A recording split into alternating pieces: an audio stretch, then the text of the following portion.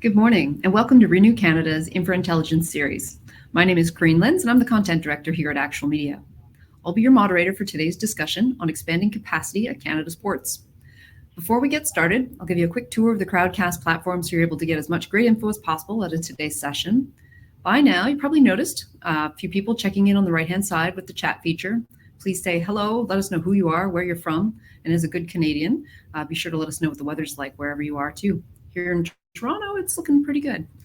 Right above the chat, you'll see an Actual Media icon. If you click follow, you'll continue to be updated on our INFRAIntelligence series as new webinars are announced. And down below, you'll see a variety of information. You can see how many people are signed into today's webinar. You'll see the polls feature, where we encourage you to cast your votes. You also see a little green button with rotating links to the speakers' websites. So be sure to check those out too. And most importantly is the Ask a Question feature. So don't be shy about becoming part of the conversation. I'll do my best to pose your questions to our panelists throughout the discussion where it makes sense. And this is our third INFRAIntelligence webinar of 2022. In January, we talked about disaster resilience. In March, we did a deep dive into public transit. And today we're here to discuss efforts to expand capacity at several of Canada's largest ports. We've got an impressive lineup of speakers joining today's conversation, but before I jump in and introduce them, I would like to take a few moments to acknowledge the many First Nations and Indigenous peoples of Canada as the original stewards of this great country. I'm here in Toronto, which is located on the traditional territory of many nations, including the Mississaugas of the Credit, the Anishinaabe, the Chippewa, the Haudenosaunee, and the Wendat peoples. We all share on the responsibility of our natural infrastructure, and there is much we can learn from the traditional knowledge of the land, water, and materials that allow us to build projects that benefit all Canadians. All right, so let's meet our experts. I'm going to begin by inviting each of our panelists to the screen. Once they are all on screen, I'll have each of them spend just a moment or two to introduce themselves and let us know who they are, where they're from, and what perspective they're bringing to today's discussion. First up, we have Captain Allan Gray from the Halifax Port Authority. Here he comes. Welcome, Allan. Next up, we have Daniel Robert Gooch, Association of Canadian Port Authorities. Good morning, Daniel. And then we have Ian Hamilton from the Hamilton-Oshawa Port Authority. Good morning. And last up, we have Chris Hall from the Shipping Federation of Canada. Morning. Oh, great, thank you. All right, well, I'm going to pick on you in clockwise fashion as I tend to. Actually, Allan, could you please go ahead and introduce yourself? Yeah, good morning. And Allan Gray from the Port of Halifax on the east coast of Canada. So I'm bringing a gateway ports perspective from the east coast of Canada, primarily a container port environment. But I guess also I bring 13 years alternative perspective from ports in Australia. So I have a slightly different view perspective of the world. Great, thank you. All right, Daniel, it's over to you. Good morning, Daniel Robert Gooch of the Association of Canadian Port Authorities, and I'm in my fourth month here. So take that term expert with a grain of salt. I'm still learning, but happy to be here this morning. Great, thank you. Ian. Ian Hamilton, as you mentioned, from the Hamilton-Oshawa Port Authority, and we're the largest port authority on the Great Lakes with about $4 billion worth of cargo, and operations in, as the title suggests, Hamilton-Oshawa, and also now in Niagara with about 1,000 acres of land and 130 tenants.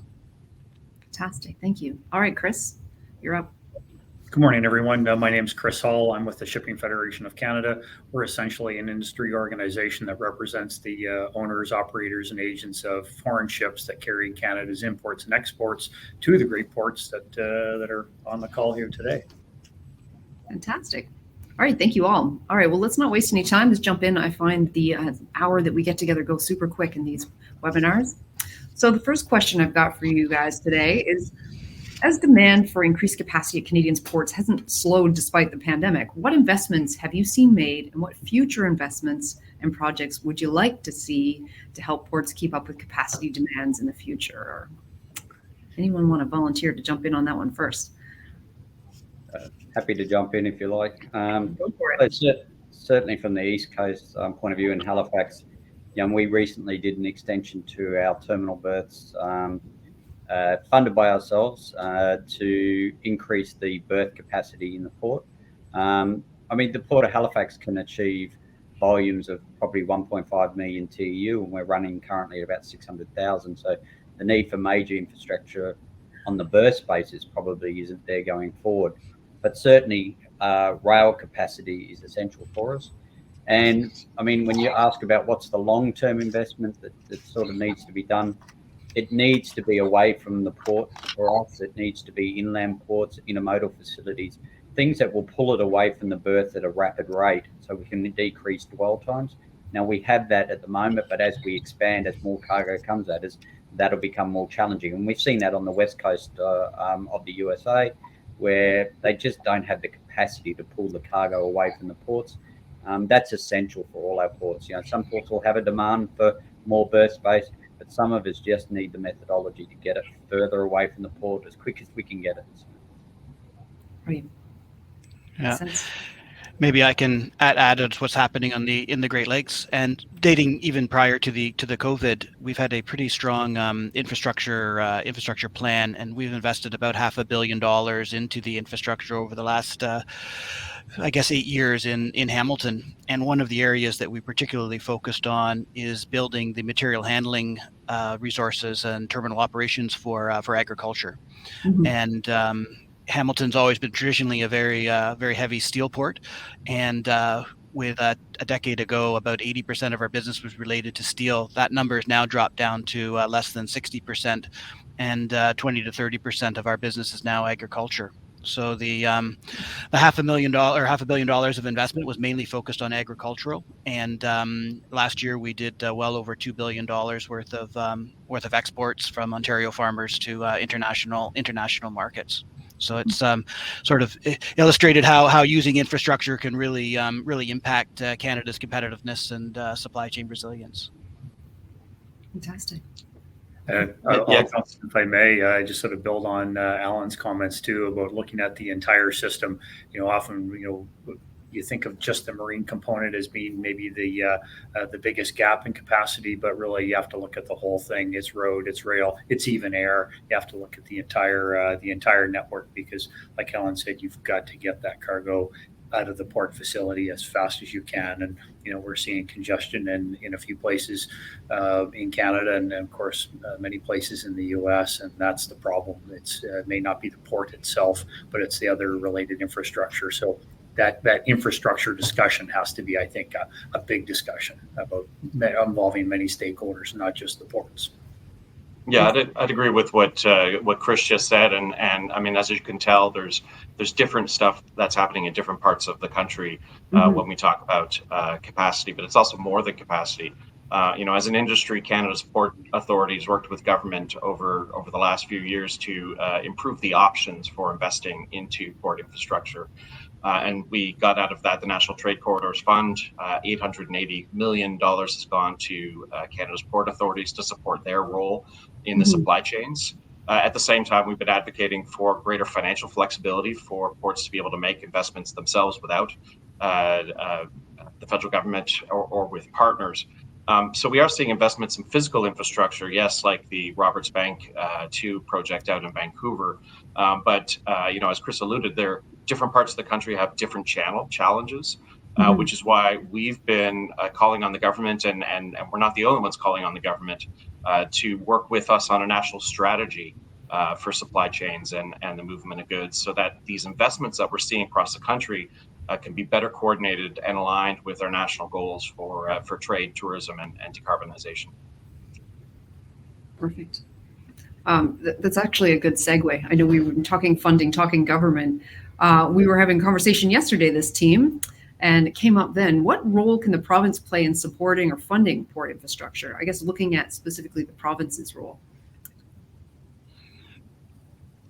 In Ontario, I think the first step is something that this government is committed to, and that's creating at least a maritime strategy, because we have the ability to address so many of the problems the province is faced with in terms of congestion, in terms of meeting greenhouse gas reduction targets, and making Ontario businesses more competitive. Historically, where maritime or marine has been federally regulated, provinces have particularly in Ontario, have sort of had a hands-off approach, much better approach in Quebec over the last 5 years. But the first step would be a maritime strategy, and then probably making supporting with the investments necessary to take full advantage of the sort of the marine highway.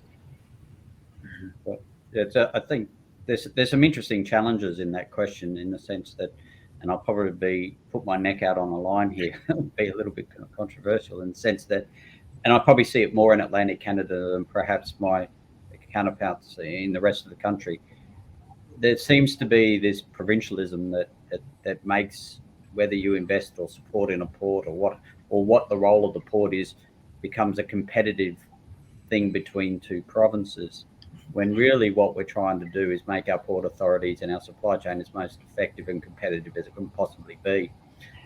The ports put in a significant contribution to provincial GDPs. It's significant.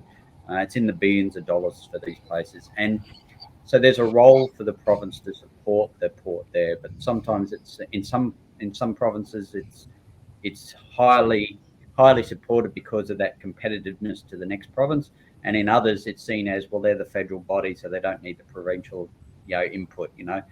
We need to get them to understand that there's all levels of government need to play a role in this and support the ports, because they're not only facilitating trade at a Commonwealth level, they're facilitating economic input and jobs in the local provincial area. So I think some provincial governments struggle with that, and if they are supporting it, maybe they're supporting it for the wrong reason, and not for the altruistic reason of growing jobs and community. So I think they need to play a bigger role. I think there's a need, even not so much in the funding, but in the planning. There needs to be far more integrated planning with provincial and municipal governments to ensure that we don't get our freight corridors shut down because local planning has got in the way. We don't see that urban encroachment has caused a problem to keep the ports running and operating. We don't see random competitiveness against the big ports that are trying to drive efficient trade, because there's a whim or a will to have a political vote in a certain area, And I said I'll be a little bit controversial, but I mean these are important things. You've got 16 odd port authorities who are driving trade for the country. We need strategic investment in the right place at the right time, and we need the support of the provincial governments in ensuring that what planning we're doing can integrate with the community, because we're trying to be sustainable ports, but we need that integration. I think it's I agree with Allan that there's not uniformity amongst the provinces in terms of how they get into this. Prior to being on the marine side, I was on the airport side for 15 years, and I've certainly seen an evolution in how the provinces look at infrastructure that they've typically used to think of as, well, that's the federal government's responsibility, and so we'll just sort of leave it alone. They're certainly getting involved more, and we're seeing one extreme in terms of Quebec and Ontario looking at this from an economic strategic point of view, and versus other provinces that are maybe a little bit more piecemeal in terms of their approach to how they engage with their federal ports. Mm-hmm. Sorry, Corinne, I just want to expand on something that Allan said about the really around the encroachment and sort of the gentrification of the areas around ports, and he's highlighted a big challenge that we have to address. Ontario's created something called provincially significant employment zones, which goes some way in protecting those areas, but as sort of urban centers continue to grow, they sometimes forget they were there because of the port, and it puts a lot of challenge on us for space, which needs to be protected. And I think the province plays a bigger role even than the federal government in that capacity. Great.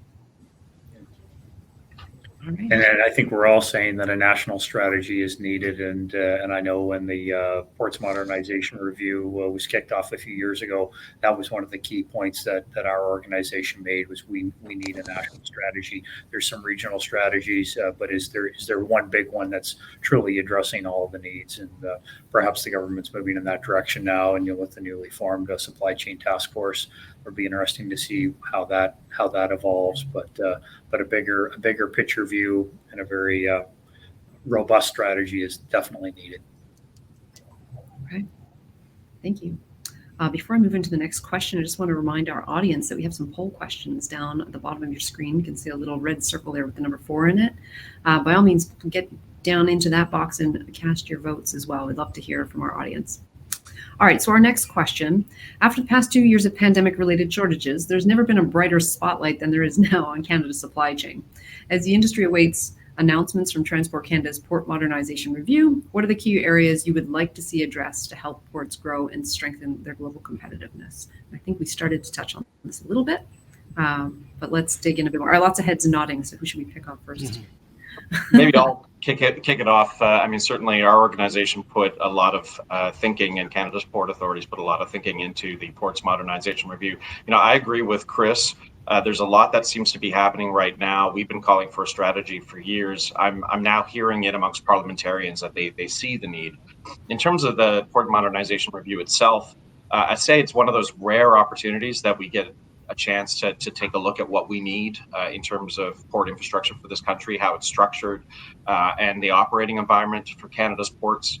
We'll have an opportunity here, or the government, I should say, has an opportunity to fix some things that could be worthy of updated.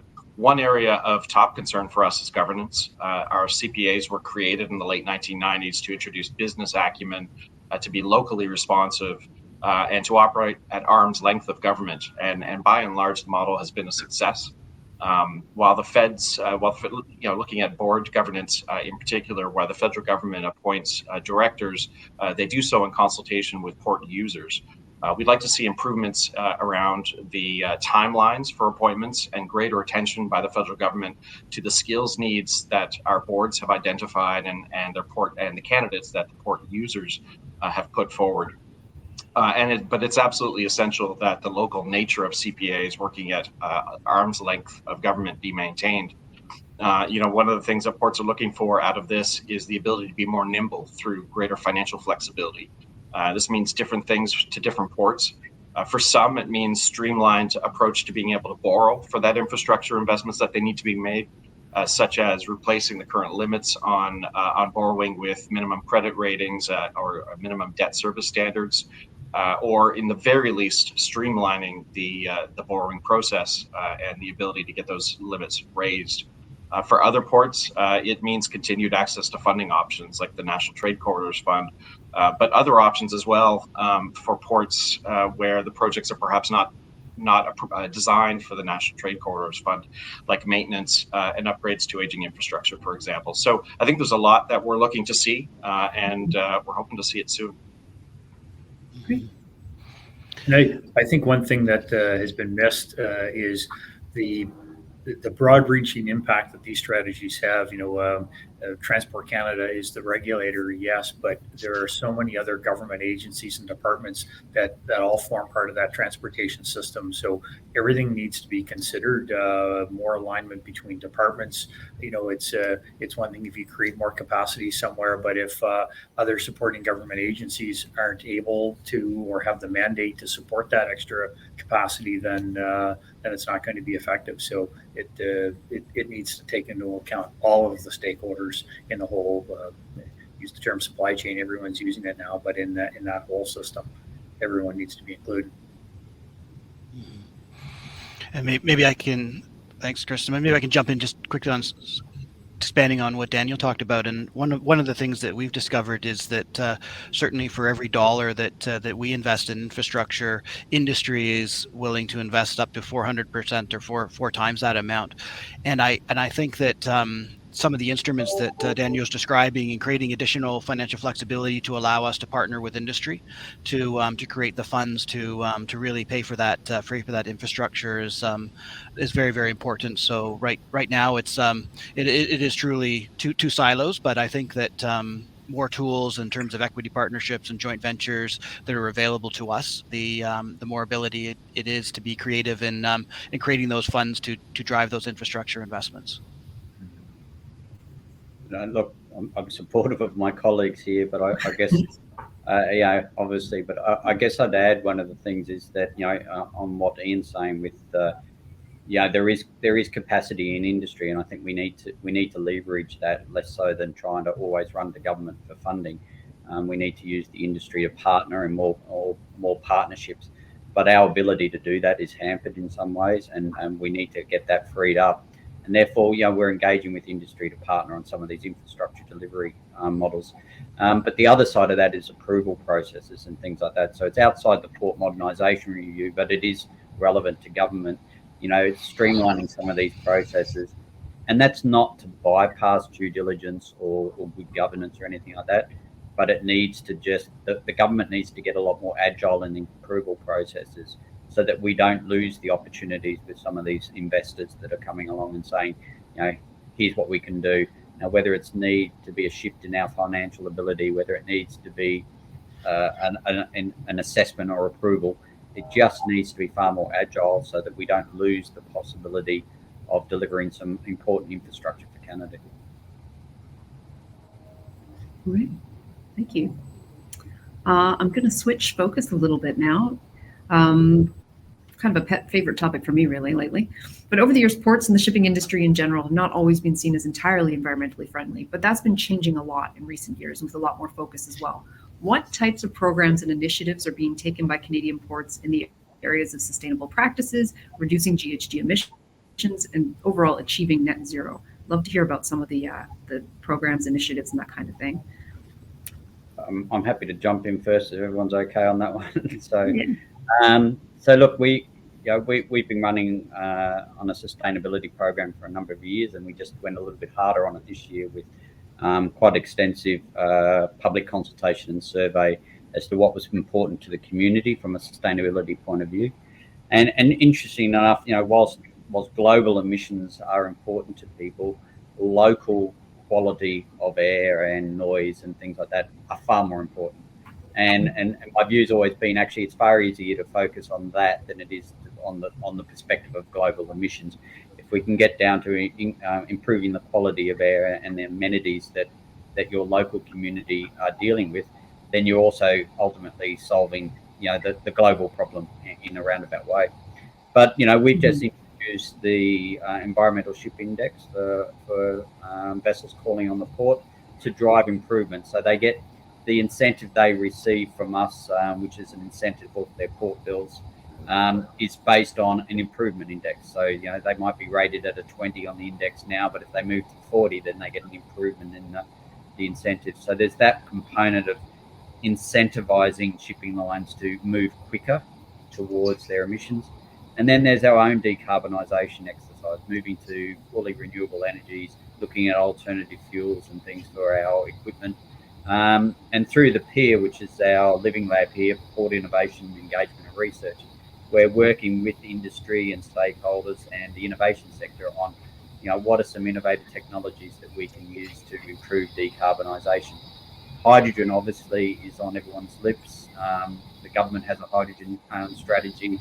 The ports are going to play a very important role in that energy transition, whether it's because we're such a big user and the ships that are coming here are going to need renewable fuels to bunker, or whether we're actually ports that are going to be part of the energy food chain, if you like, where we're importing or exporting renewable fuels. We'll each have a different role to play, but a very significant role in the decarbonisation exercise. Thanks. I'll just jump in on the green ship incentives. That's something that the industry really supports, and I think there's broad acceptance that things are improving and ships are getting better, and recognition from ports for that is super. So, Allan, you've done that in Halifax. I know Vancouver has a program, and others. We kind of like to see a national program, and Allan, you've been controversial maybe on a few comments. Maybe I'll be controversial and say perhaps there should be a national program, and it should be funded by someone other than the individual ports, and then you're creating a little more of a national competitiveness versus a regional or a port specific competitiveness. Let's have those green incentives applied nationally, coast to coast to coast, for ships visiting the ports. To us, that makes a lot more sense than, well, you get it in this port, but you don't get it in that port, kind of an approach. Thanks. And in Hamilton and in Oshawa, we've done some neat stuff as well, and it's but our footprint in itself is relatively small from the Hamilton Oshawa Port Authority. Although we have installed in 2 of our buildings solar panels and electric vehicle charging stations, and put in a cogeneration facility that is actually now producing the heat that's used to melt sugar in one of the sugar refining facilities. So we've done some neat stuff that way. But as I said, our footprint's relatively small. But some of the sort of systemic initiatives that we've taken is where we can have a bigger impact. And one of the areas is we've worked closely with De Gagné to start a fueling depot in the Great Lakes now, and have fueled about 14 ships last year with LNG, which has about a 30% reduction in their emissions. Another area that we see as hugely important is around modal shift, and trying to move trucks off of the road and their cargo off of the road and move it onto vessels. And the potential for that is about a 90% reduction in emissions of a vessel versus a truck. So by being able to do that, I think is will have the most meaningful impact. And it also has an impact on congestion, because each vessel can carry about 1,000 or 990 truckloads, which is a fantastic impact. And as Chris mentioned, I think some initiatives to recognize that those social and environmental benefits to get some of these new projects off the ground would be invaluable. The other piece in our situation, again, we're somewhat unique in that that we are kind of an inland transportation node as opposed to a gateway across one of the oceans, but is around data and starting to understand how cargo is moving, by which mode today, and where new products can be created by marine that'll help to address some of those areas. And I think 10 years ago, there was a lot of silo thinking and conflict between the different nodes, but now I think it's there is a lot more of a collaborative approach with driver shortages and with congestion. Everybody's looking for better ways to create sustainable supply chains, and now they no longer see marine as a threat, but see it as part of the overall multimodal mix. And again, back on what Chris is talking about, we really starting to recognize where these where investments can be made and where some incentives can be put into place to get some of these projects off the ground would be great. And infrastructure is fantastic, and there's some good tools for that, but also in terms of operating and seed capital for some of these new projects would be wonderful too.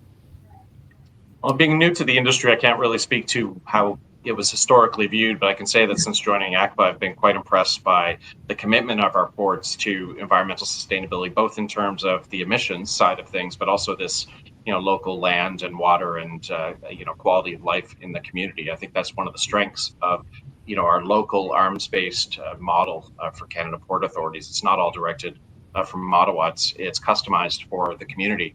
All 17 of our CPA members are members of the Green Marine Program, which is an international program that was developed right here in Canada. So I think that's something that we can certainly all be proud of in terms of the commitment of the industry to environmental sustainability. Yeah, and I would, sorry, Allan, I would just do a shout out to all 17 Canadian port authorities to say that it's recognized that you all do a great job on the environmental side, whether it's conforming to existing legislation or new initiatives. I think that's well recognized in the industry. So well done to the ports. Yeah, I think it's also worth adding that a lot of what we've been talking about here in terms of investments into capacity have knock-on effects in terms of efficiency. So when you have better visibility of when cargo is coming and arriving and less dwell time for the ships, all of that has knock-on effects for the environment. So it's a great case, I think, for the investments that need to be made in the future, because there is still a lot that needs to be done. And that's we all acknowledge the environment's important and sustainability is important, but there's an interesting commercial, upside to it as well. I mean, we just did some recent work actually looking at the global emission or the GHG emissions across the complete supply chain for our port, and we're able to show shipping lines that it was better for them to transit through the port of Halifax than it was to go versus another route. So and that sort of decision making is starting to happen by customers. Many people listening will probably understand Skyscanner, and you can go on there and pick a route on an aircraft, and you can say I want 1 stop or 2 stops or 3 stops, and I want it to cost less than this much, and I want it to be able to be less than 12 hours, but I also want the emissions on that route to be below this amount. Well, we're starting to see that development in the data technology that's happening in ports. Ports are starting to do the calculations, but we're now actually starting to get the ability to connect that together. So shippers are actually starting to be able to make decisions about, well, do I want it there in the fastest route possible? Do I want it there at the cheapest way? Or do I actually want to have a global footprint, which is lower for this type of cargo? And that's where ports can play an important role, not only in helping their own communities, but effectively in the actions they take. They help the overall footprint of the supply chain. And there's a commercial opportunity for them in doing that as well. So it's not all cost and altruistic. There are upsides to this. Mm-hmm. I'll build on Allan's comments, and I can't believe no one's brought it up yet. We think of infrastructure, roads, piers, warehouses, the big stuff, but digital infrastructure, that's something that is happening, starting to be developed now. I think it's maybe not a very coordinated approach. There's so many different entities that are recognizing the need to build up digital capacity, but we think there should be a national strategy. And I think Canada is really well positioned to be a world leader in this. We've got the talent. We've got the knowledge. We can really be a world leader in digital infrastructure, and I know all the ports are looking really hard at this. Our kind of concern from industry is that there could be a number of initiatives developed that don't interact, and there isn't a coordinated effort maybe. But I'll stop there and just say digitization infrastructure is going to be key. The reassuring part, Chris, is that there is a project working through at the moment on a national resilience program, which will connect the 5 major container ports with data. So if that continues to work through, you'll see the collaboration across the 5 major container ports, sharing data and information that will improve shipping's ability to connect with data. So. It's good to hear that's going. That's great. Great. I'm curious to know, when we talk about this in relation to other bits of the infrastructure world, there's been a pretty massive skill shortage in a lot of areas. With speaking digital and all of these other great innovations, are you finding that there's a skills shortage as well in your division? And are there programs in place to kind of cultivate the next generation that's going to bring in all this digitization, all the other good stuff that comes with it? Can I jump in and be controversial again? Of course, it's welcome. And I apologise, but I mean, look, yes, there is. From the first question, yes, there is, and partly COVID is exacerbated that. Some people aren't returning to work. There's people who have made choices from a work-life balance that coming to work every day is not there. Jobs are changing. So from the waterfront workers, jobs are changing. And what they're going to look like in 10 to 15 years is going to be different, and actually encouraging young people to go down in snowy weather and lash cargo on ships isn't as appealing perhaps as it once was, despite them being well-paid jobs. There's pockets of work going on around workforce development, so people are looking at, well, what do I have to do to get there? But what there isn't is a national strategy, and we're still seeing again where, and this goes through the whole education system across Canada, there's not a national framework in education. It's all left at the provincial level. So we still see levels of protectionism. I heard on a call recently where West Coast waterside workers didn't want East Coast waterside workers coming across and taking their jobs. I come from a culture within Australia where we have a national education framework, and people move about all the time for work. If there's an oil and gas boom on the West Coast, the East Coasters move across for a while and work. As soon as that slides down, they move back to the East Coast and do construction work. That and they're all recognised. There's not this, I have to be re-recognised on my skill sets when I move about. So if we want to deal with the future needs for skills, one, we have to identify what we need. Two, I think we need a national framework which allows the skills to be across the board and transferable. They need to be transferable across the country. Otherwise, we're just not going to encourage young people to take on these roles into the future. And the consequence of that is more automation. And I'm not opposed to automation. I love technology, but I also believe from a community perspective that having good, well-paying jobs is important as well. So if we want to continue to provide good, well-paying jobs, then we need people to step up and do the work. This issue reminds me a bit of when we talk about how there's all this attention on supply chains.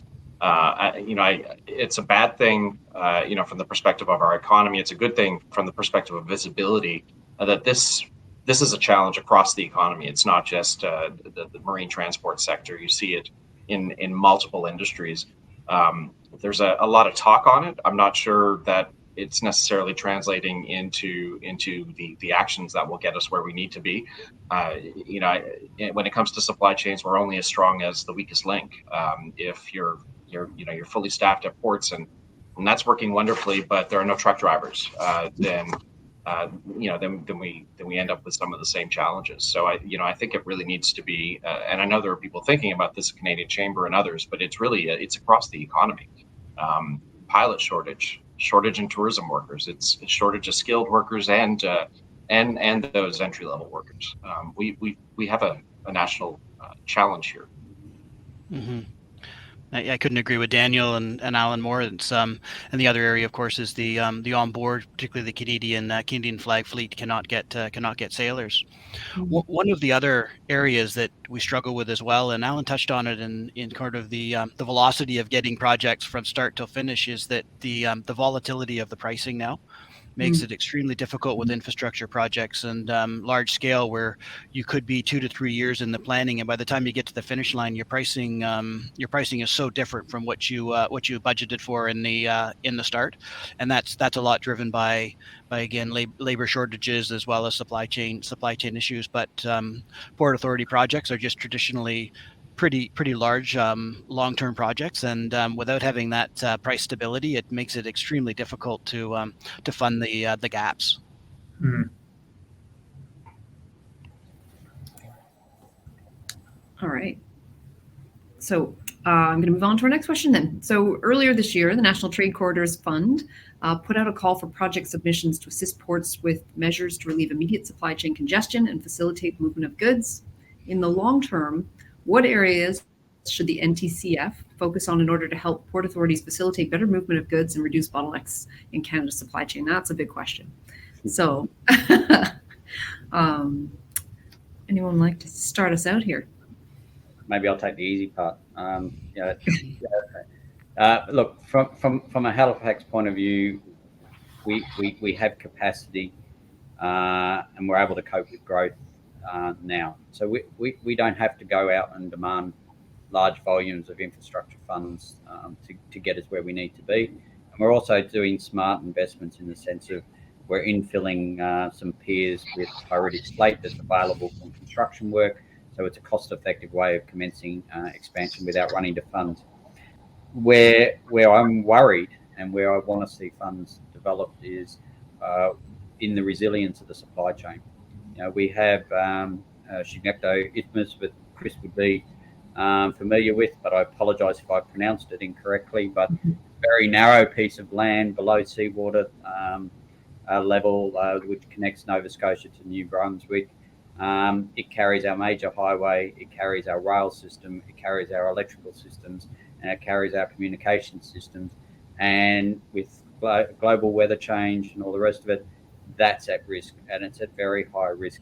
And studies have indicated that, the payback for investing in funds in getting that safe and resilient is 140 times. So you go, why aren't we fixing this problem? Why aren't we getting onto this? So to me, and we saw it in the West Coast with the fires and the flooding, we have to start investing some money on the resilience of the supply chain. So as the ports are efficient and the ports are reliable places to put your cargo through, the supply chain is resilient enough to deal with it behind. We have single railway systems across the country.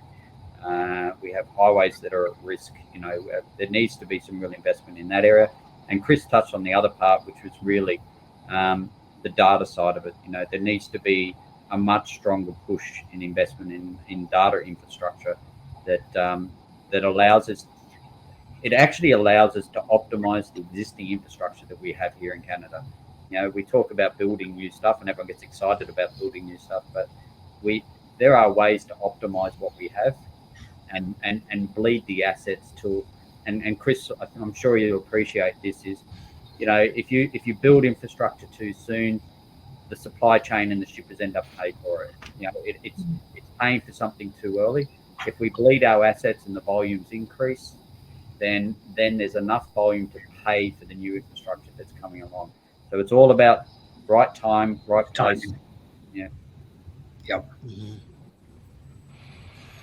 I think unlike in Halifax, Ontario really does struggle with having the capacity to manage demand. The economy now is the GTHA economy is now the fourth largest in all of North America, and one of the fastest growing.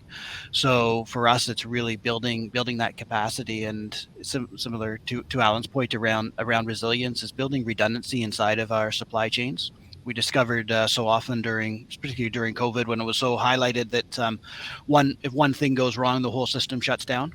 And I think building again that whole national strategy around how do we create redundancy in our systems to deal with the peaks and troughs in demand, and when certain nodes are down, how do we continue to have the cargoes flow. So in Ontario, it really is about capacity, and that's not just in the infrastructure side of it, which is vitally important, but also in making sure that you've got kind of multiple solutions to the same problem.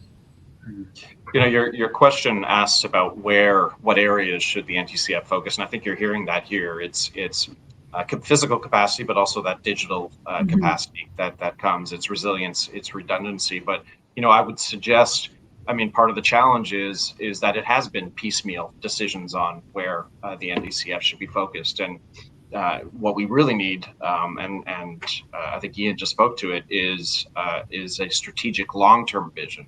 A plan for what this country needs in terms of its multiple trade corridors, so that we can all work together a little bit more efficiently and more effectively to support our future trade growth, global competitiveness, all while reducing the impact of marine transport on the environment. There are significant challenges ahead in terms of decarbonization, and so a lot of investments that are going to need to be made, direct investments in terms of shore power, electrification, but also infrastructure to support the newer, cleaner fuels that ship owners are going to be using in the decades to come. So there's a lot of work that needs to be done, and I think as a country, we'd be well served to have that long-term vision, that long-term strategy for supply chains and movement of goods across our trade corridors. All right, thank you. So I have a question now for Daniel and Ian. What can be done to further modernize and optimize the value of the St. Lawrence Seaway as a binational transportation system? I'll start. I think one of the first and foremost is to take advantage of the available capacity when particularly our roadways are busting at the seams and can't meet demand. We need to recognize that we do have capacity in the system. Also recognizing that the traditional cargoes that would have moved on the St. Lawrence Seaway, effectively it was sort of iron ore coming into the system to feed the steel mills, and agricultural going out.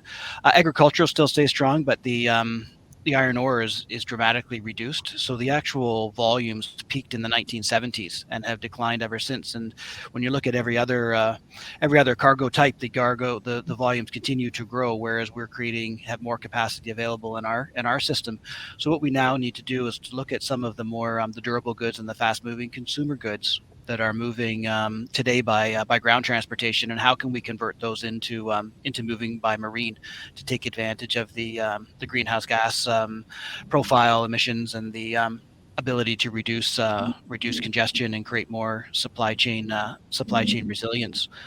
So how do we do that? We probably have to change the types of infrastructure we invest in, away from the completely the bulk and the break bulk types of investments we've made into more container operations and ro-ro operations. Again, talk about how can we incentivize new products to be brought into the market that would actually move those durable goods, and truly, again, I've used the word a couple of times, but get away from the silo mentality and get all the three modes working closely together. So how do we kind of get the right modal balance so that everything moves in the most efficient and sustainable way. So it's a great opportunity in front of us. It's marine has traditionally been proven to be the greenest form of transportation, and it can solve so many of the problems, and the capacity is available to us. We just have to sort of change our mindset to look at a different category of goods. The Great Lakes St. Lawrence system that we have here in Canada is a tremendous asset to our country and to the United States. I mean, you have this direct marine, the most energy efficient, emissions efficient mode of transportation directly into the heart of North America, where something like 40% of the population of this continent lives. I think the Great Lakes St. Lawrence are an excellent example of untapped potential. And if we sit down and we start working on this national strategy, there needs to be a chapter on this. There's certainly, from an emissions perspective, the switching from those 990 trucks into vessels, can be tremendously valuable. But we also just talked about how we have a shortage of workers and a shortage of drivers, and tremendous congestion in Southern Ontario that could all be alleviated by taking those 990 trucks off per vessel off the road. Mm-hmm. Yeah, I'd echo your comments, Daniel, about the importance of the seaway system in the Great Lakes, including me into our members are heavily involved in that corridor, and we've been talking about port infrastructure. We also need to think about the seaway infrastructure and what's the critical role that plays, and it is significant, to say the least. That the economic impact is in the hundreds of millions of dollars a day when that network is down for any reason. So I think we also have to think of the seaway system too. Mm-hmm. Just on expanding on that, and Daniel's point, just a fun fact, but if you combine the economies of the states and the provinces bordering the Great Lakes, they would be the third largest economy in the world. Mm-hmm. Wow. That's awesome. We're a powerhouse. That's right. Yeah. Proud, which is great. Okay, I have a question for Chris. From the perspective of owners, operators, and agents of ships involved in Canada's shipping industry, what are the most important issues when it comes to increasing port capacity? I think probably, well, there's a few. I think one of the first ones is related to the container sector, and that will be dwell time. So that's the time that the containers sit on the dock before they are moved out. Allan, you'll know all about that, and you're probably measuring the heck out of that on a daily basis. But that is probably one of the single biggest pain points for our members is how long the boxes are sitting. The other is probably berth availability, and it's maybe more of a West Coast issue, but the berth availability and your lack of, and the domino effect that gets created when a ship can't get to the berth when it needs to or is planned to. The implications down the stream are just huge. The cost implications, the logistical complications to that ship, and then all of the others behind it. It's a very, very big issue. So yeah, I think the top two: berth availability and dwell times. Heavily linked together, Chris. Absolutely. Yeah. For sure. Yeah. I heard something recently at the International Association of Ports and Harbors conference in Vancouver that the congestion that we've seen represented something like taking 15% of the capacity out of the market. So you have to look at it from that perspective as well. Mm-hmm. Another topic that we haven't really touched on, we talked a little bit about local communities surrounding the ports. We haven't got into it. I noticed that it is one of the priorities in a lot of the documents surrounding future improvements. But what about reconciliation with the Indigenous communities? Is there specific efforts in place to try and I don't know what the word is really, but to move forward and include those? And I know this is coming up, and I bring it up because it comes up in a lot of the other areas in infrastructure, that trying to work with local communities also as a way of bringing in employment or like employees. So I'm wondering if there's any programs in place they're specifically working with those Indigenous communities, trying to foster more help in that way as well. Yeah, I mean, there's different examples around. I mean, I think there's a good example in Vancouver where they worked with an Indigenous group on putting in a marine container examination facility, and the Indigenous group in that area operate the marine container examination facility. So there was a partnership there which said, well, we had to deliver some infrastructure. We needed away from the port. There was some recognition of land ownership, and then a program which allowed them to run the business and develop their young people in new skills. Some of the work we're doing here, again, is looking at how, and it's not just Indigenous. In Nova Scotia, we also have an issue with for former African Nova Scotian communities. And, we're looking at, how do we bring them into training programs or roles that assist in engaging them with what's the port. As we move forward with inland ports and things like that, I think there's going to be real opportunities there to seek out partnerships with Indigenous landowners and see what partnerships we can develop in developing an inland port and getting skill sets developed into community. So I think there's less than we would like happening right now, but there's certainly aspirations and identification of what we can do. And we're pulling that into our sustainability plans and things like that to say, well, look, these are the areas of engagement. Our impact assessment program that we have to go through for all projects does require us to engage in those conversations. So there is a process around it, but that's somebody's rule that says we have to. Where we need to get to is where it's more organic. Mm-hmm. This is an area where the local nature of port governance and port management is just so important, because these are community relationships that ports around the country are developing with the First Nations in their community. From a national perspective, what we do at ACPA is really just provide a platform for our ports to learn from each other in terms of what they're doing with their local Indigenous partners and what could be shared and done in other communities. In fact, for a horrible plug, we have a panel on our working with First Nations at the ACPA annual conference, which is coming up June 21st to 23rd. And certainly we would love to have all of the attendees on this webinar register for that event and come hear about what ports are doing with the First Nations in their communities. Fair enough. Feel free to drop a link. Well done, Daniel. I think echoing what Allan said, I do believe we're seeing a lot more opportunities for joint projects with the Indigenous communities as well, and particularly around energy and some of those areas. And we although we're all sitting on the edges of our seat waiting for what the content of the port's modernization is going to be, we do anticipate there'll be some codification of how that engagement process works. Awesome. All right, we're running short on time now, so I have one more question for Allan, and then I want to make sure I give each of you a minute to wrap up. So, Allan, with the completion of the South End Container Terminal Extension project, is becoming a deep water port and being able to accommodate larger vessels the only way to expand capacity? And I think you kind of touched on this a little already too. And thanks. And no, it isn't. And we talked a little bit about the digital side of it. So there's that.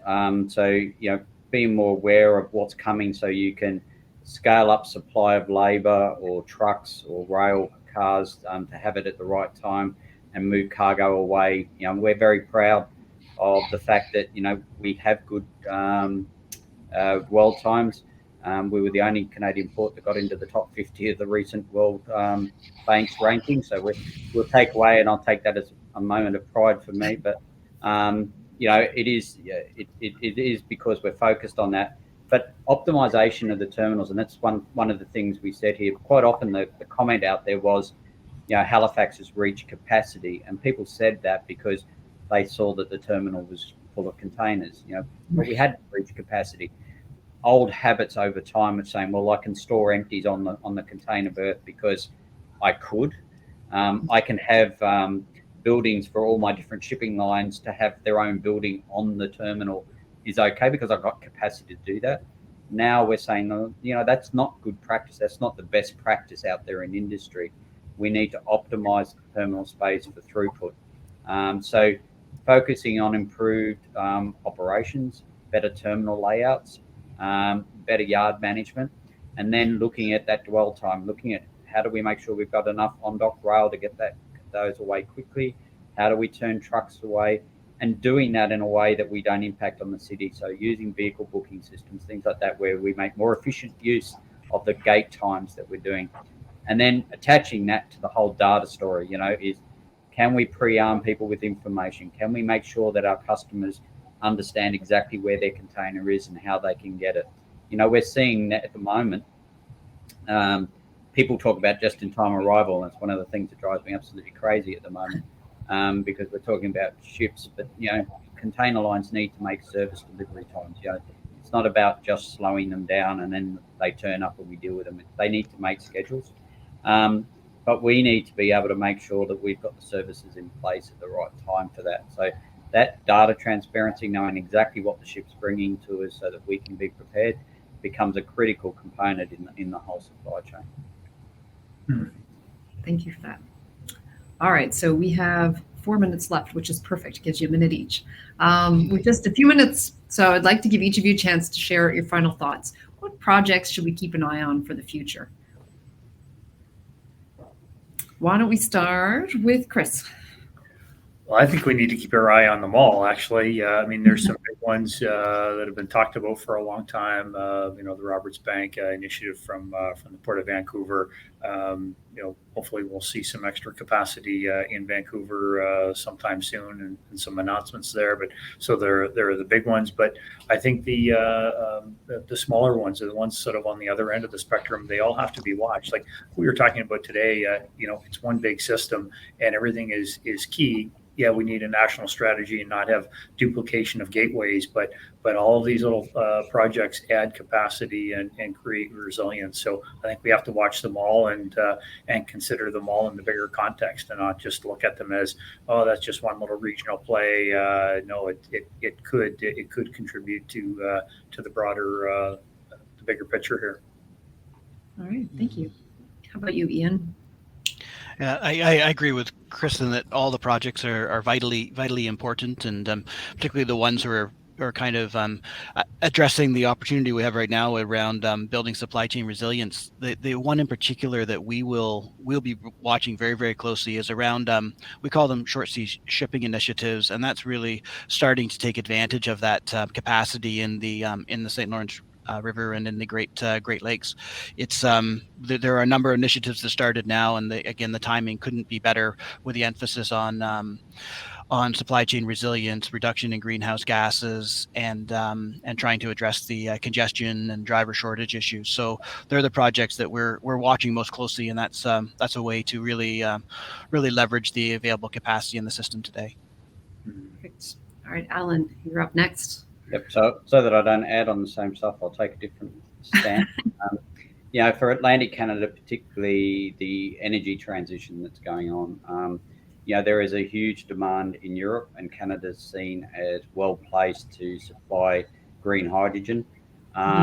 So if we're going to be an export country where we're transferring energy from Canada to Europe, the ports are going to be a major player in that.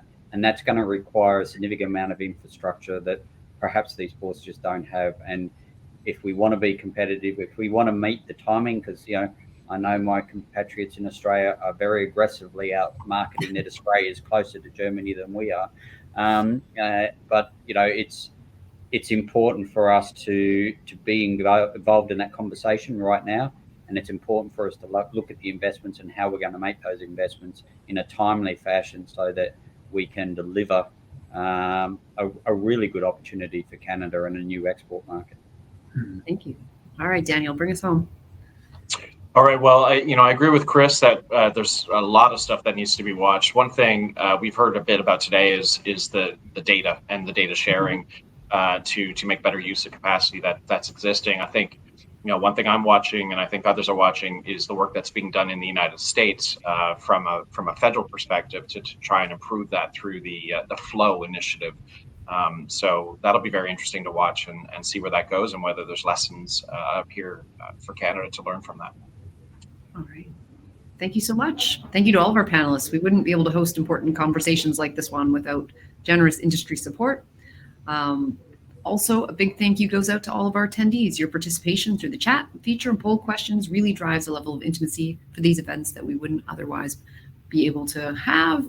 In July, I'll be back here again hosting an in-depth discussion on harnessing green energy to achieve net zero. If you follow Actual Media up at the top of your screen, you'll automatically get a notification for the latest information on upcoming webinars. So thank you again. Stay safe, and we'll see you next time.